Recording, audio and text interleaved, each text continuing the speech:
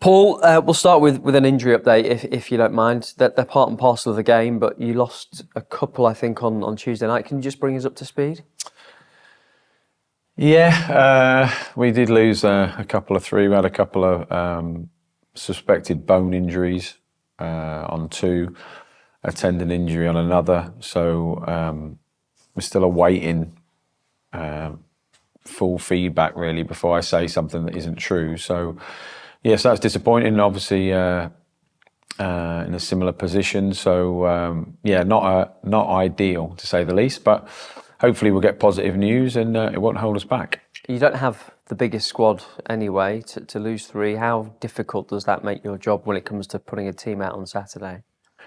Yeah, yes and no, really. I suppose you've got less decisions to make because you've got a smaller group to pick from. But I really like the group we've got. We just obviously need to add to it. We're just trying to improve the squad. And obviously, when you go through pre-season, you play the pre-season games, everything, it's a different level of competition, obviously. But we felt like we had the right shape and right players in right holes, but we needed to add to it. And now, obviously, with the game every 3 or 4 days, pick a couple of injuries up, unfortunately for us, if they're bone ones.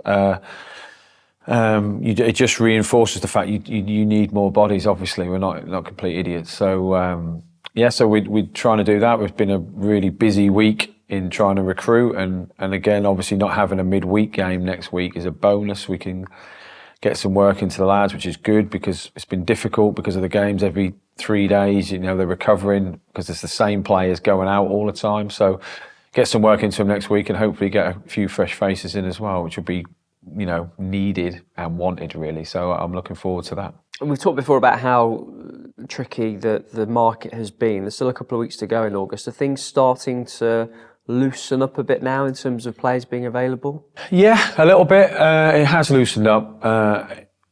In fairness, you can always sign players. Obviously, it's trying to get the right mix, and once the window shuts, that is it. So you got to try and get the right ones. But as the days are going by, different people start materialising. The thing that's definitely, I think, and most managers will say this, I believe, that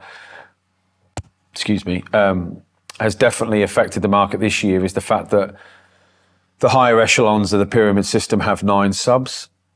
That has made a massive change because then obviously there's players who are still feeling part of it that may not be, but they're filling out a bench and they're happy to stay in the higher league as they can. I understand that. But at some clubs you'll see potentially 3 or 4 strikers on the bench, whereas if they had 7, it might only be 2 or 3 or 2.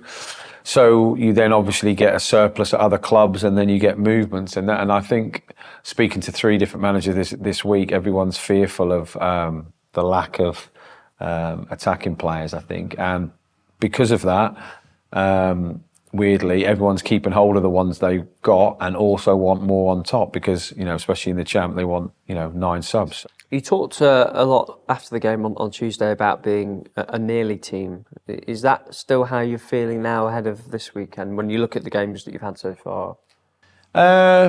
Yeah, really. I mean, I don't know if that comes across as harsh, or I don't think we've had games where we're getting cut open. I think we're sort of causing our own mistakes to a certain extent. But yeah, we're nearly scoring off set pieces. We're nearly, like their second goal the other night went through bodies. We nearly got a block in. And it's not, the lads aren't nearly trying, they're trying. But unfortunately for us, catastrophically, what could go wrong at home sort of has really. That's the honest truth. And I think, and I know because, hopefully in 6-8 weeks' time, this will be a distant memory and we'll be third and playing really well and full of confidence. But the first goal's crucial all the time. Even more so at home, you need the first goal. The other night, for the first 15 seconds, we looked really dangerous, won a corner, and you think, here we go, this is going to be the night we score the goal. But and unfortunately, because of the pressures of media and asking about it, it becomes a bigger issue the more you talk about it. Whereas realistically, when you sit back, we watch the game back, obviously, as we always do. Of course, this is League One, but there's things that we need to improve on. But there's things that are really good, but Waggy got his first goal, which was great. Like I said, we had some other chances that we didn't take. On another day, you do take them and you win. The difference between winning and losing is marginal, but it's obviously the home form. We need to make it a fortress, obviously, but we need to get that first goal that allows us to go on and win the game. We know the support is fantastic at home. Are there challenges at playing at Pride Park as well, though? I think well, you better ask the players that. I think the challenges we have. Well, it's the challenges for every team. There's you have a big following, you don't have a big following. There's strengths, weaknesses. Generally speaking, I mean, I thought the fans, apart from at half time, at full time, and I can't answer for that. I wasn't, but I didn't walk off smiling and clapping myself, so I can't say I was over the moon. But during the game, I thought the fans stayed with the players, so that helps, obviously. But, and I've said this loads of times, it's a two-way relationship, isn't it? Like, we all win or we all lose.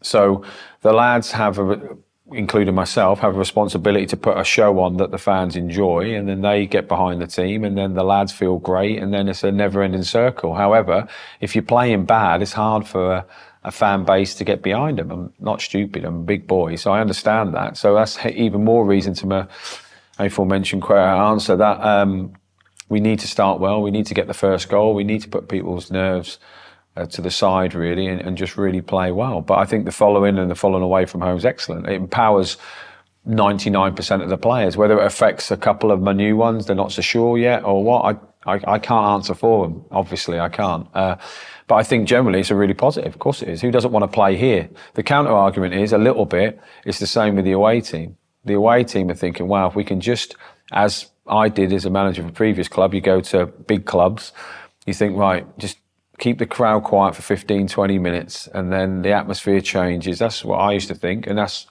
then the underdog, in inverted commas, then feels like, hang on a sec, we're in this is a nice place to play. Our fans are happy in the corner, it's still 0-0, and they get more empowered. So that's why even more so when you're the home team, to start well, to grab the game, to full gas, grab it by the throat, get an early goal, and just don't let them breathe. I think that's the best way for us to attack it. However, the opposition are doing their best to do the opposite, aren't they? They want to, the ball in play in the first game against Wigan was 60 odd minutes. The ball in play the other night was 48 minutes. So it's like we've sort of felt like we've took one step forward, Paul Abdul 2 steps back, that the ball in play and the sort of the time wasting element to the game is already beginning to creep back in. So again, another argument that you need to start well, you need to get the first goal. And I know the lads know that.